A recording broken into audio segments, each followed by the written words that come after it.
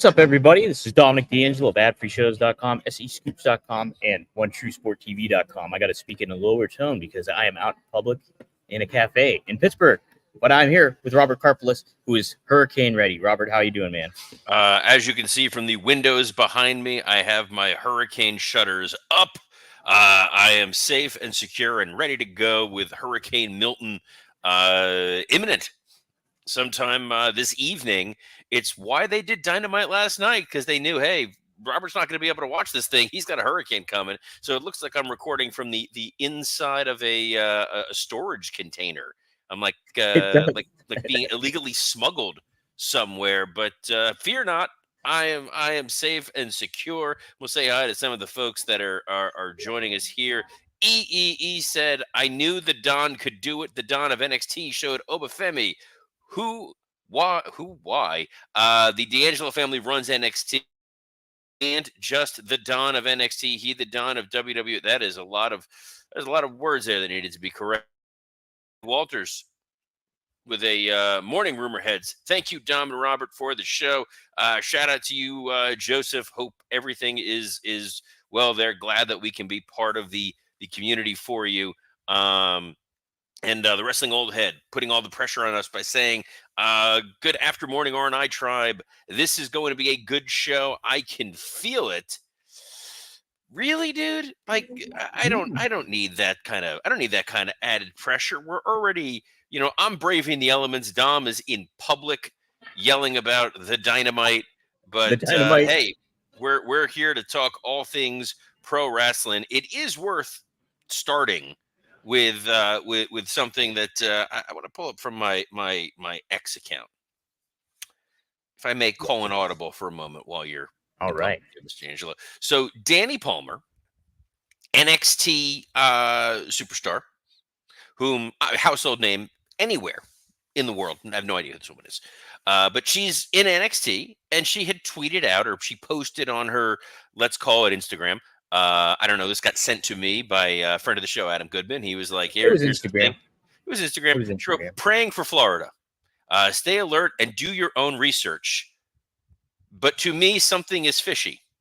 So praying for Florida. Happy. That's where I am. We want to make sure we're all safe, secure. Anybody who's watching us in that cone, I hope that you have taken the precautions and you are safe and secure. She then said, research cloud seeding. Research weather wars. Keep note of the states being affected. Solid red states. 36 days until Election Day. The U.S. Postal Service has suspended service to many zip codes due to the storm. I'm going to assume this is a bold new character that she's unleashing in NXT.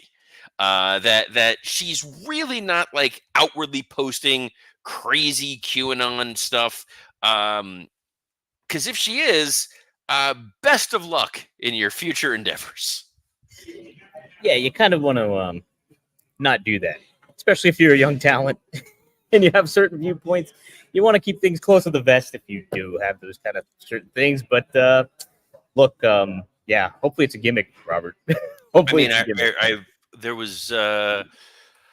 I was just going to tax my brain, and this is where I'm going to be in trouble. I remember there was a trio, there was a stable of guys that were like military. It was a military trio. Their name is completely escaped. Forgotten Sons. The Forgotten Sons. Then one of them got released for posting, kind of controversial takes. Here's the deal, wrestlers out there, take it for someone who is somewhat social media savvy. On the X and whatnot, just don't take a position. Don't post on these things. It's not gonna end well for you. You want to be as broad appealing as possible when you are out there, especially if you're in NXT, because in NXT you are not a proven commodity. Especially if you're at the Performance Center, you're not a regular person on television. If you are just one of the guys or gals who are there training, hoping for an opportunity or a shot, you want to make it as easy as possible for WWE to want to elevate you and sign you to a bigger deal on the main roster. They are not going to use people who are problematic, especially now in a post Vince McMahon world with this lawsuit out there hanging around, with the eyes of the world focusing on what TKO is doing, and with the WWE product as white hot as it has been. They, to put it bluntly, they don't need you. They don't need anyone. I was having this conversation with somebody yesterday of like, who is on your absolute keep list? And it wasn't that deep of a list. Almost everybody becomes replaceable.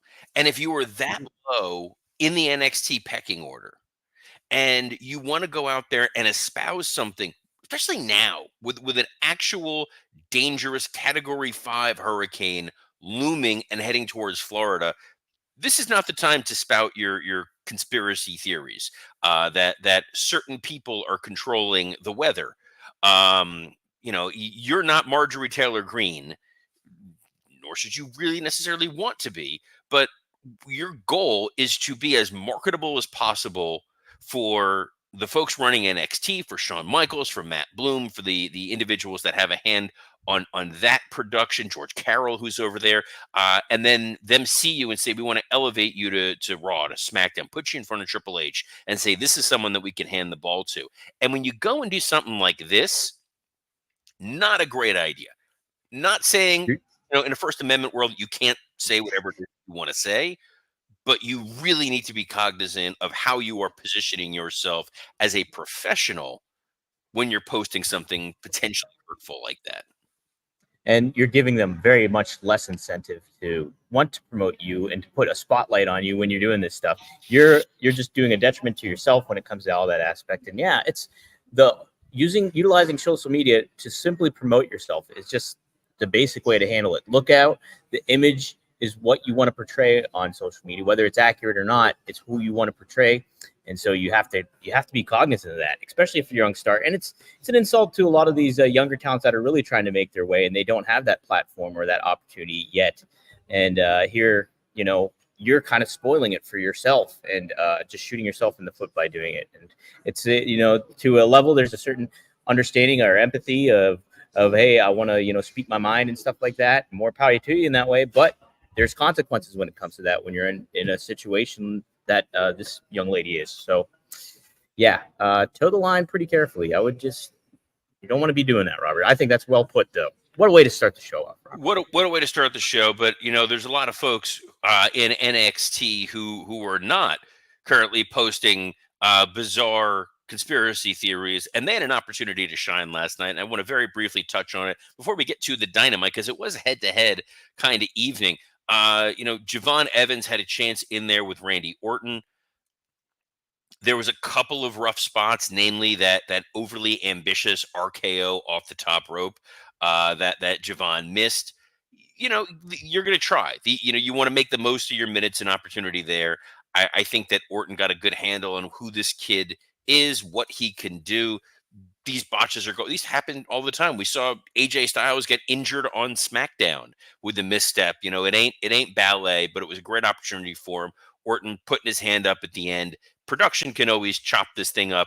You're not necessarily going to remember the botch, but you'll remember the hand up and the endorsement was the word I was trying to come up with there. Speaking of endorsements, your cousin Tony D'Angelo got a big endorsement from the front office as he got the North American Championship, beating Oba Femi.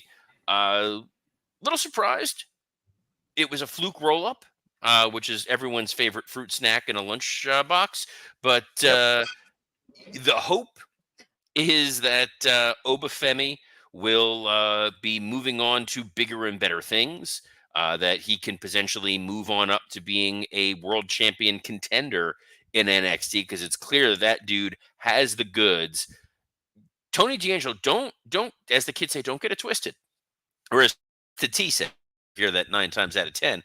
Not a sponsor of this show. No one's drinking that sludge. But the fact that Tony D'Angelo's character, his gimmick, is brutal, does not take away from the fact that he is not very capable in that ring.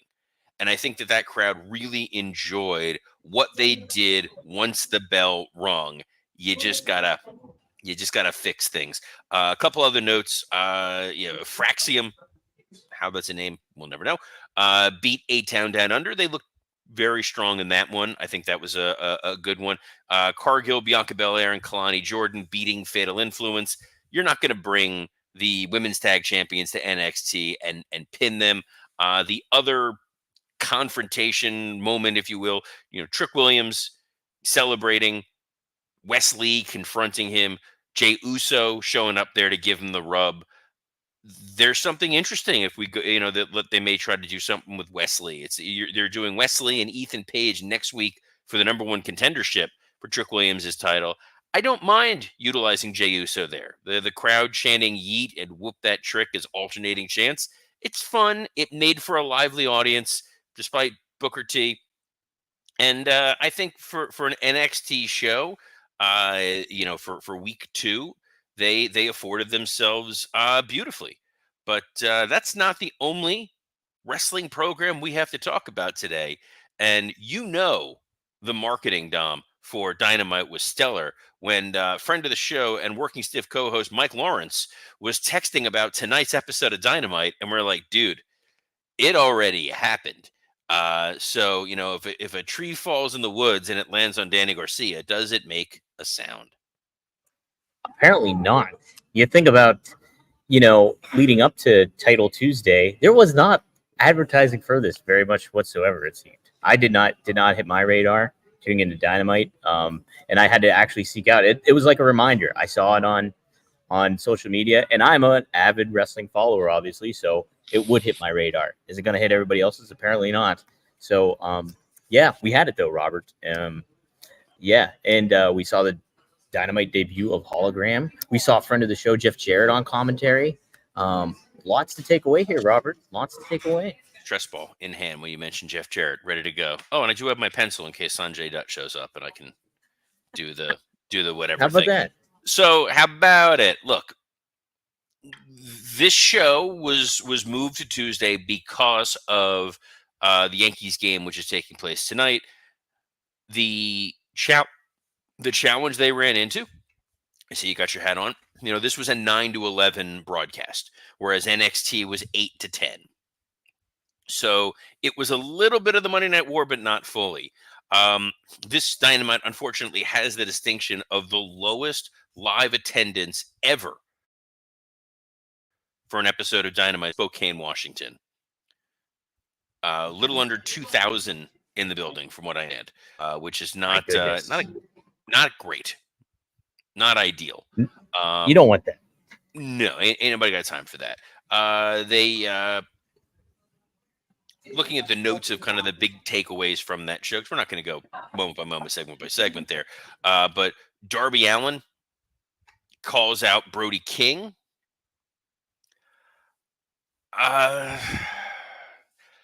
Robert, I liked the exchange. I like the exchange between the two, but using a rock in that kind of situation to hit somebody, it's another syringe kind of plastic bag moment for me a little bit, Robert. I don't know what you think about that, but dude, that was so. Everything about this segment was sort of bizarre because the Darby Allin Open Challenge was this idea of him basically saying, I don't know if I'm necessarily the guy who the world champion contender everybody thought that I was 5 years ago, but I want to prove myself. So I'm going to throw out this open challenge. Brody King answers it by attacking him on Collision, which you mentioned. You were one of the 15 people to watch Collision. There may be more people. No, I wasn't. I just saw the graphic. Way to bury them. What a heel. You guys don't know this, Dom. Way more of a heel than you actually think.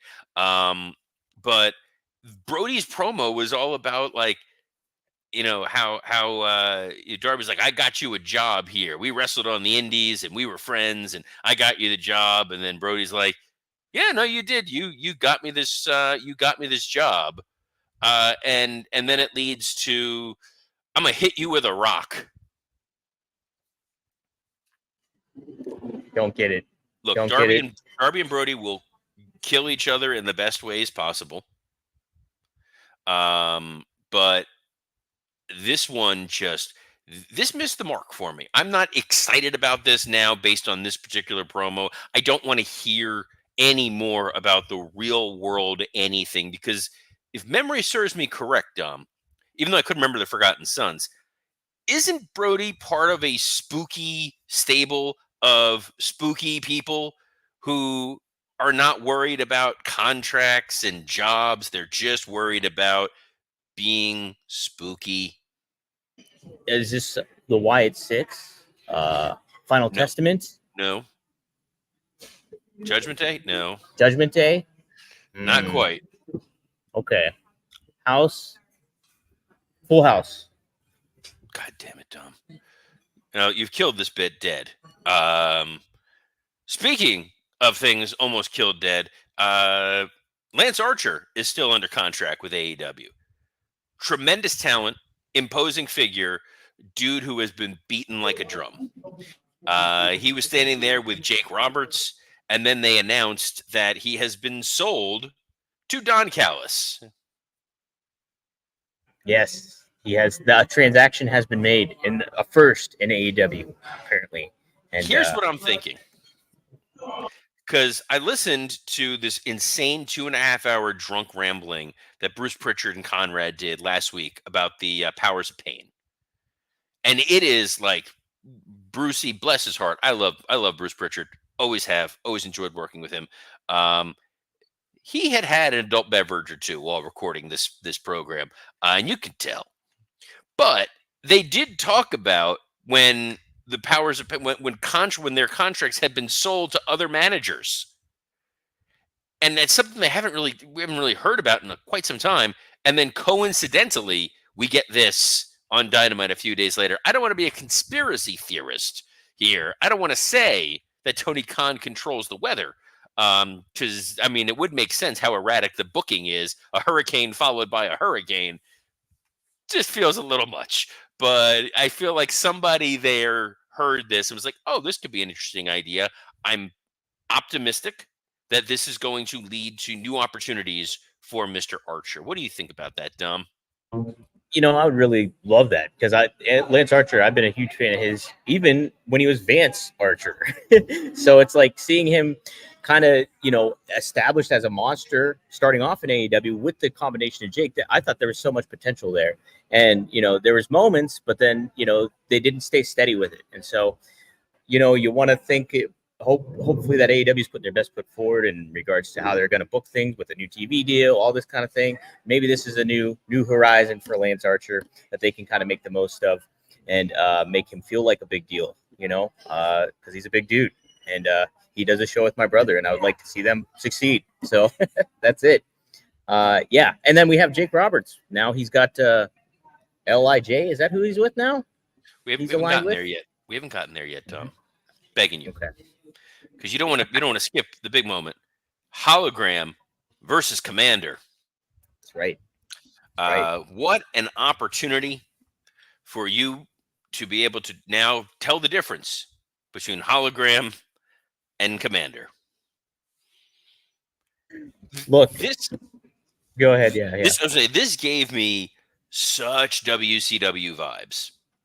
This idea of the booking doesn't make any sense on this show.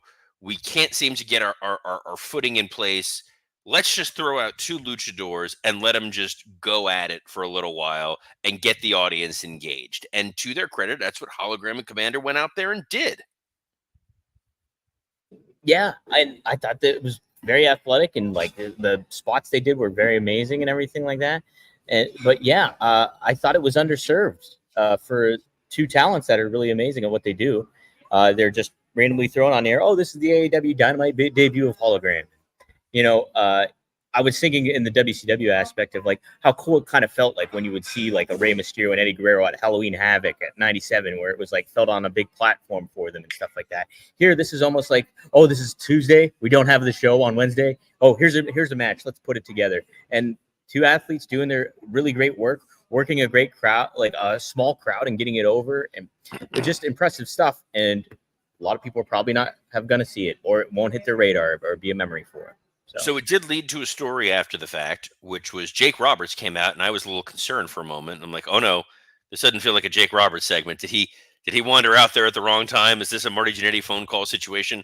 But no, Jake Roberts unleashed Roosh, Beast Mortos, and Dragalistico, who attacked Hologram and Commander.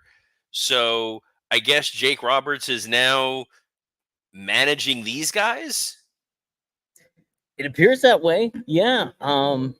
They need a mouthpiece, so I guess that's good. And it's a unique, unexpected pairing. But I'm cautiously optimistic about it for sure. Like to see them kind of utilize all these talents a lot more.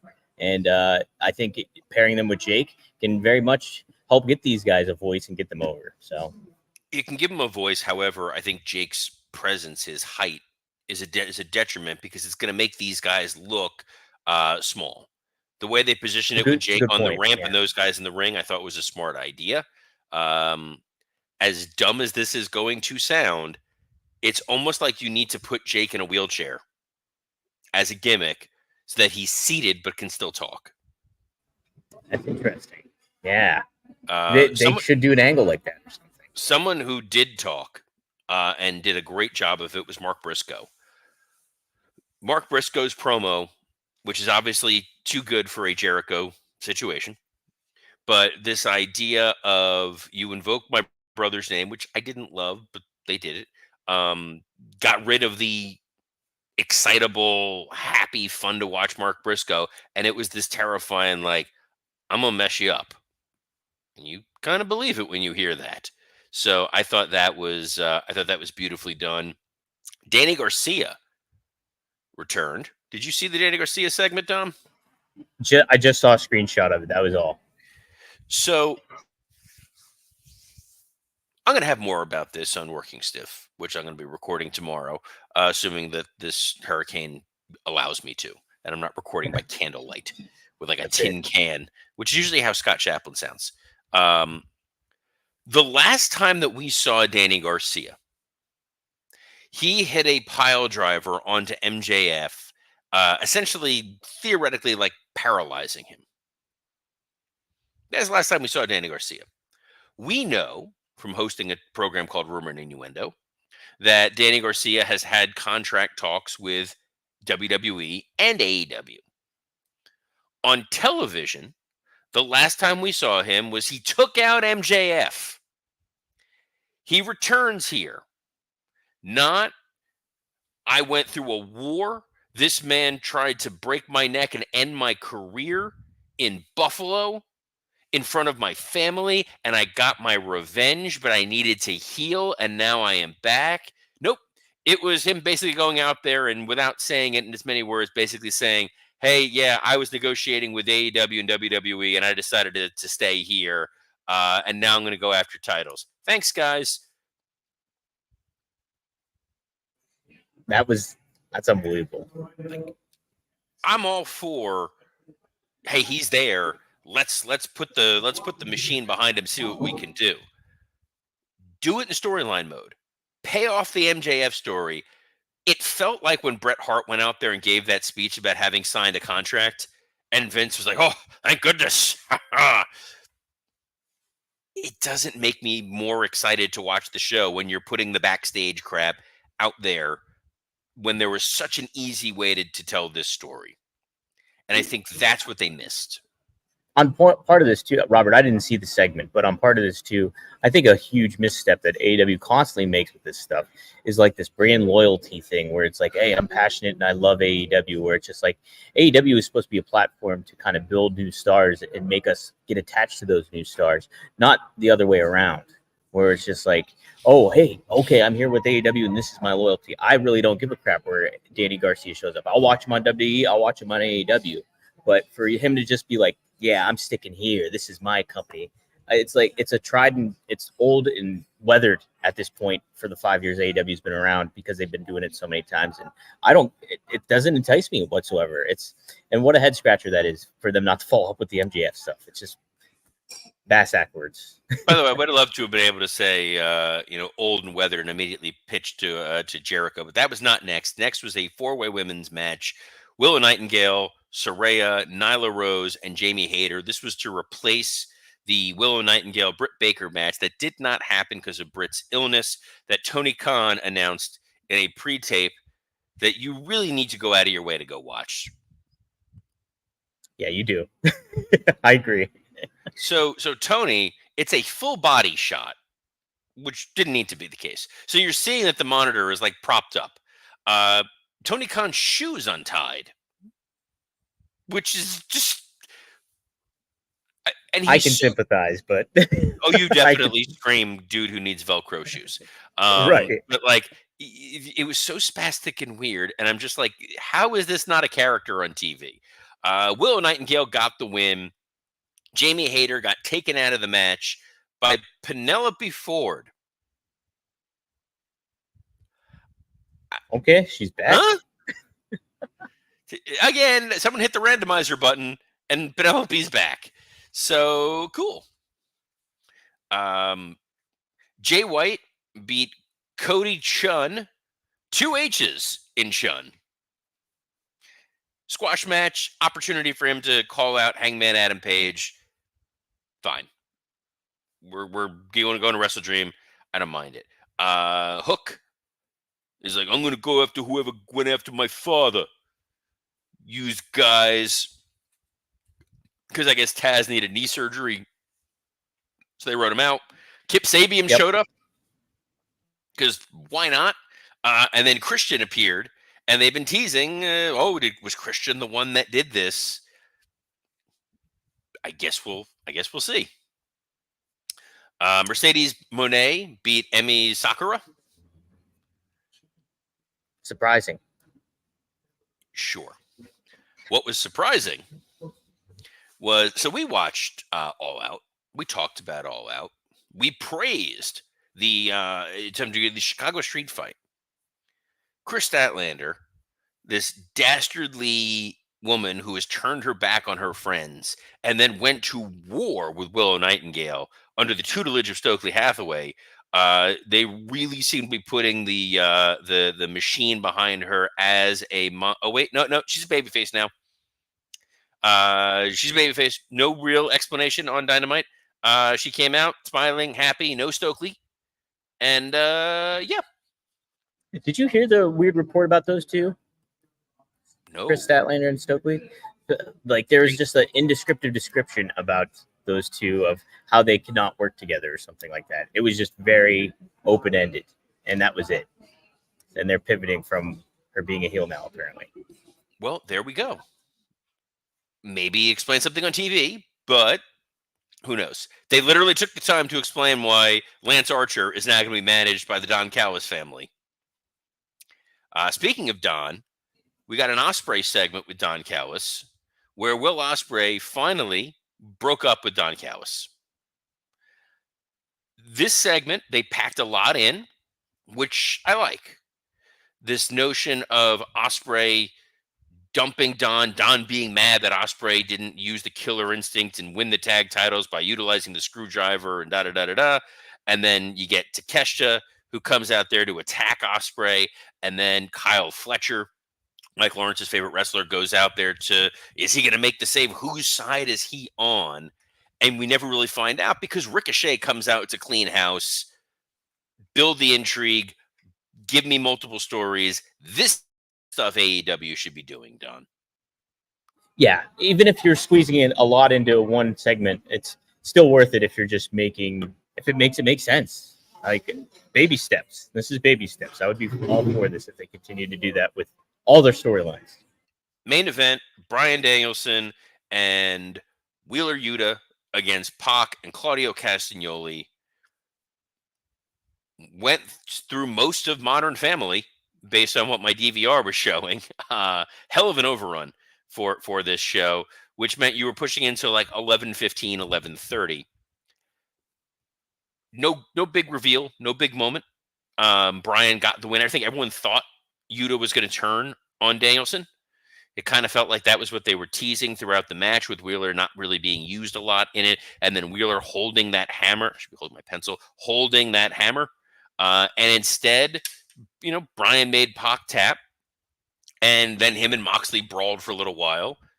Pac and Claudio were going to beat up Yuta. So Brian ran in and made the save. And they went off the air. Good go home. It was the best Tuesday Dynamite I've seen in quite some time. How about that? This may have been my favorite title Tuesday they've ever done. Of all time. Wow. Of all time. But you know what my favorite podcast of all time is? Yeah? Robert, what's that? I mean, actually, it's WTF with Mark Maron. But, or Working Stiff of what I actually do. But if it wasn't those, it would probably be One of a Kind with Rob Van Dam. Hey, I'm fine with being number 3 for One of a Kind with RVD. You can tune in every Monday at 4:20 p.m. Eastern Standard Time. New episode drops. We have the latest one, as Robert indicated earlier. Marty Jannetty called into that one. Pretty wild stuff.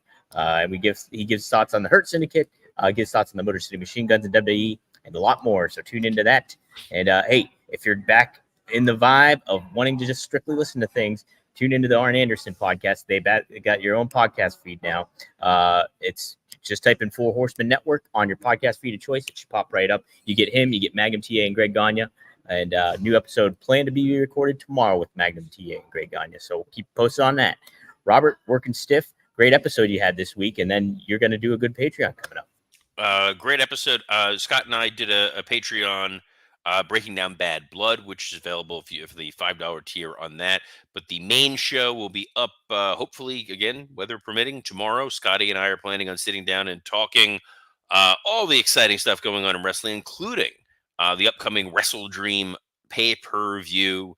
But we will be here again, assuming Milton decides to behave, every Monday through Friday at noon Eastern on a plethora of platforms, including WWE Creative_ish, X account, the SE Scoops X account, and on YouTube on Working Stiff, ad-free shows, and Rumor and Innuendo. So on behalf of the man who's had to tie his shoes, Dominic D'Angelo, I'm Robert Karpoulos. Best of luck in your future endeavors. Slip-ons are your best friends. They're mine.